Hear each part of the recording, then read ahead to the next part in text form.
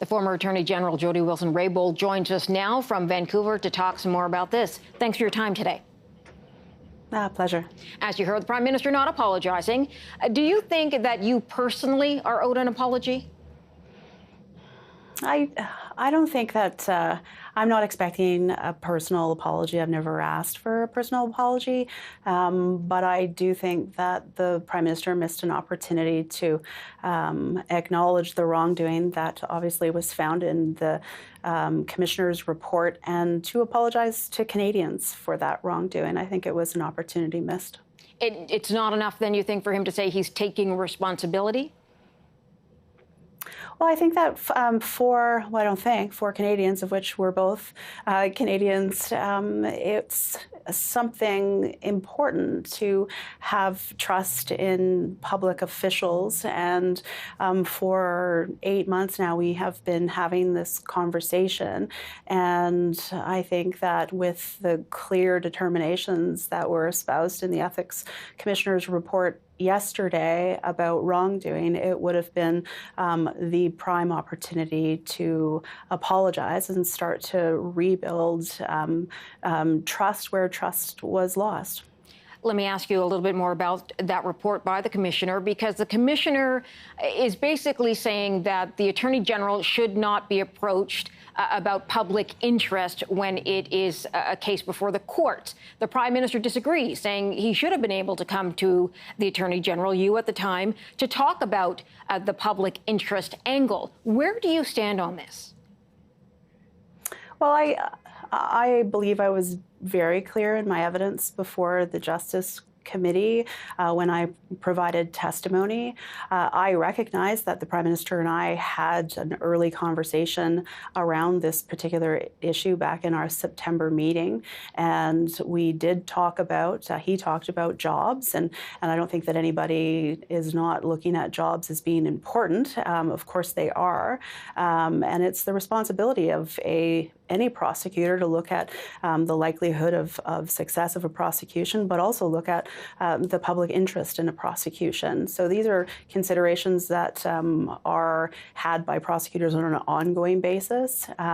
Where it became inappropriate was the successive attempts at speaking about jobs and, as the Commissioner talks about, the political pressure that was placed upon me when I was in the role of the Attorney General. And that came not only from the Prime Minister, but from members of staff, etc. Should there be a better process in place to approach somebody sitting as Attorney General in a situation like this one? Well, I believe that the Commissioner's report was, as I said yesterday, a validation of the independent Office of the Attorney General and the Office of the Public Prosecution Service of Canada.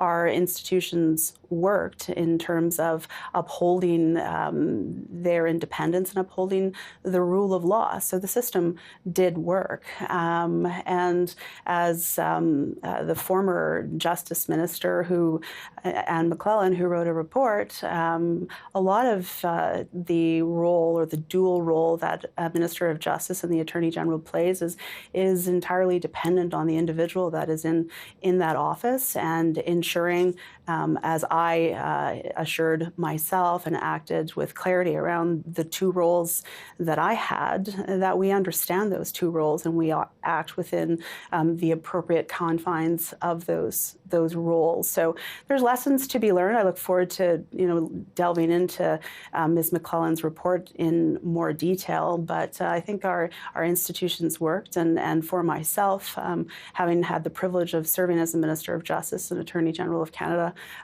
I had the clarity of those two roles, and I approached those two roles with a personal integrity that I think is important for anybody holding those offices. Obviously, the SNC-Lavalin case bubbled up and became sort of something on its own. You ended up getting kicked out of the Liberal Party. Two questions here. A, looking back, do you see that as being fair now that there has been some time between that decision and now? And second of all, why stay in politics personally, just because it's been so challenging for you in your first term? Well, being removed unilaterally by the Prime Minister from the Liberal caucus, I think, was an unfortunate decision. And I certainly never imagined to find myself in the situation that I now do.